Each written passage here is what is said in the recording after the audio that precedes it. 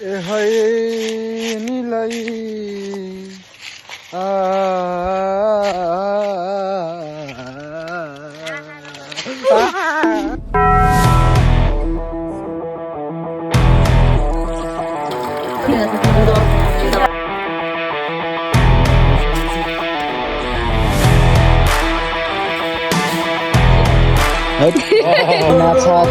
माछा चाहिँ अखा मर्या छ। So hello guys, I hope सबैजना सन्चै हुनुहुन्छ होला।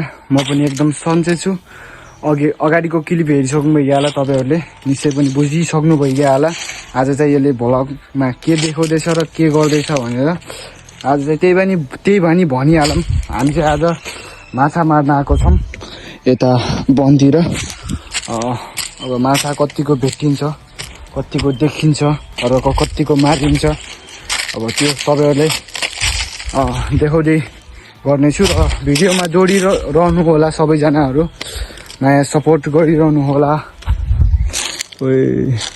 यस्तो छ खोलाको दृश्य। माछा मार्दै हुनुहुन्छ यहाँ सबैजनाहरू आफ्ना आफ्ना पारामा आफ्ना आफ्ना तरिकाले। एकछिनपछि भोग्लायो सानमाले चटपटे बनाउँदै हुनुहुन्थ्यो, अनि मम्मीले चाहिँ भात तरकारी झिक्दै हुनुहुन्थ्यो, अनि यता भाइले मस्त गफान्दै भात लम खाइरहेको थियो। एकछिनपछि चटपटी पनि खाइरहेको थियो। अनि यसलाई मैले उल्लु बनाएको, चाल पनि त चाल पायो, तर भए पनि चटपटी चाहिँ खान पाइयो। नास्ता खाइसकेपछि हामी माथितिर गयौँ अर्को रह खोज्दै। अनि रह खोज्दै एउटा डरलाग्दो रह देखियो। यहाँ 4 जना लापत्ता, लास पनि नभेटिएको ठाउँ रहेछ। अनि यसलाई निहाल्दै हेर्दाखेरि यसो आङ पनि जिरिङ्ग गऱ्यो। माछाको त कुरै नगरौँ, माछा थियो, तर के गर्ने, यहाँ 4 जनाको मृत्यु पनि भइसकेको थियो र लास पनि भेटिएको थिएन। त्यसैले एमा त आँखा त लगाइयो, तर भए पनि जाने आँट भएन, हेर्ने मात्रै भयो। के गर्नु, काल आएपछि कतिखेर के हुन्छ भन्दै होइन, आङ जिरिङ्ग गऱ्यो, डर लाग्यो। यदि यो रहको नजिक जानु भइहालेछ भने यहाँ पौडी चाहिँ नखेल्नु होला, किनकि यो क्लिप चाहिँ त्यही सन्देशको लागि नै बनाएको हो। पुलिसले अनुसन्धान गर्दाखेरि पनि नभेटाएको हो लास चाहिँ, त्यसैले यो चाहिँ अलिकति डेन्जर नै हो। त्यसैले तपाईँहरू सचेत हुनु होला। ठाउँ चाहिँ सानो तर मान्छे खाएको ठाउँ हो। माथि आइसकेको छु। त्यहाँ चाहिँ 4 जना मान्छे लापत्ता डुबेपछि लासै नभेटेको ठाउँ थियो, रह थियो। त्यहाँ डेन्जर हुनुको कारणले हामी त्यहाँदेखि गएनौँ, किनभने पहिले नै आफू सचेत हुनुपर्छ, त्यस्तोमा जानु हुँदैन।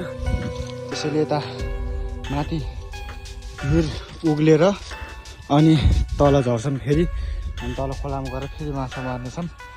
माछै भेट्यो छैन, मारेकै छैन। 2-3वटा मात्रै मार्यो, अझै मार्ने हो माछा। आउँदै हुनुहुन्छ।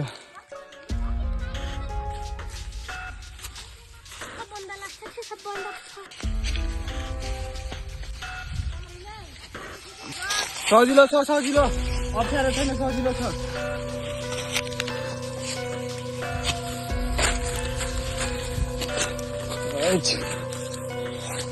यस्तो छ भिड।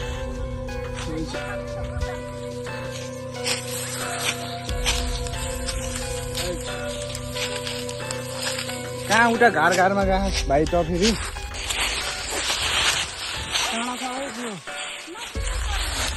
पकड्यो।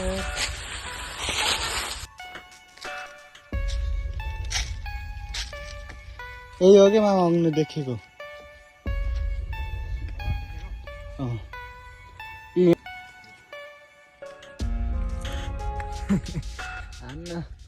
त्यहाँ गहिरो छ कि बस्छ कि।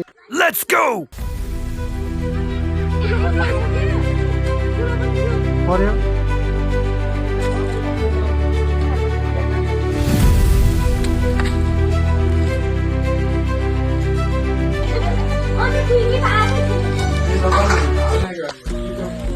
अघिसम्म चाहिँ अल्छी लगाइरहेको थियो माछा नमरेर, अहिले माछा मर्या छ। सबैजनाको मुहारमा मुस्कान देख्न सक्नुहुन्छ हाम्रो मम्मीको मुहारमा पनि मुस्कान देख्नु माछा मरेछ खुसी हुनुहुन्छ सानमा माछा मर्या देखेर हेर्नुहोस्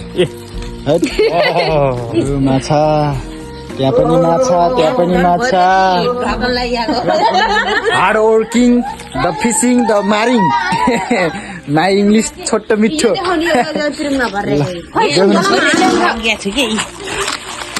माछा चाहिँ अख्खा मर्या छ यो चाहिँ पुरै तिरुङ्गा नै भरेर आयो यत्रो माना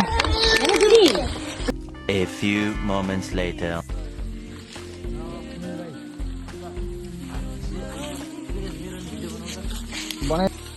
हामी चाहिँ यता झरना जस्तै थियो त्यही भएर चाहिँ माथि पहाड चढेर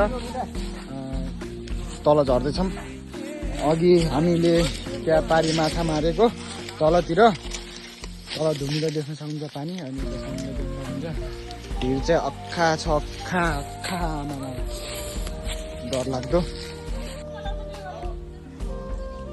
हामी चाहिँ हाउरे एकदम लफङ्गा रक्सी हाम्रो लागि पवित्र गङ्गा ताजा ताजा ताजा ताजा हरियो गाँजा पर्काउँदै आज बम्बोले जम्बोले जीको पोखा खोले मलाई जुसले जे भन्छ भनिरहेको बाल मतलब छैन आज भोलि म चिलपारामा बस्ने गर्छु जङ्गल पिर्ने गर्छु अनि जङ्गलमा देखिएका चिजहरू सबै मोबाइलमा क्याप्चर गरेर सामाजिक सञ्जालमा पोस्ट गर्ने गर्छु मेरो पारा पनि यस्तै छ साथीभाइहरू आजभोलि व्यस्तै छ के भनौँ जस्तो लाग्छ तर के गर्ने त्यसलाई पनि खतरा खतरा गर्न मन लाग्छ होला त्यसैले चुप लागि बस्छु त्यो पनि जिउ आफ्नो पारामा आफै एक्लै हिँड्छु यस्तो जङ्गलमा यहाँ चाहिँ केरा फलेको छ गर त केरा लिन आउनु पर्छ है माइजू अब कति महिनामा पाक्ला यो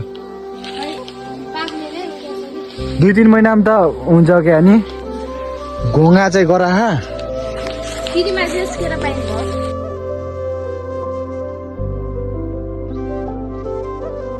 आजको भ्लग चाहिँ यति नै हो नेक्स्ट भ्लग चाहिँ अर्कोचोटि ल्याउनेछु र तपाईँहरूको माया अनि सपोर्ट यस्तै पाइरह्यो भने टक्कसँग प्रतिक्रिया दिइरहनु होला र हामीले चाहिँ यस्तै भिडियोहरू फनी र भ्लगहरू चाहिँ आइरहन्छ त्यही हो गुनासो नगर्नु होला किनभने भर्खर सिक्दैछु हुटकिल्ला गर्दैछु त्यसैले अलिकति भिडियोमा गडबड भएमा क्षमा पाऊ माफ पायो यो जस्ट मनोरञ्जनको लागि हो आयो तपाईँहरू पनि खुसी हुनुहुन्छ भिडियो हेरेर जङ्गलबाट उक्लिँदा रातै परेछ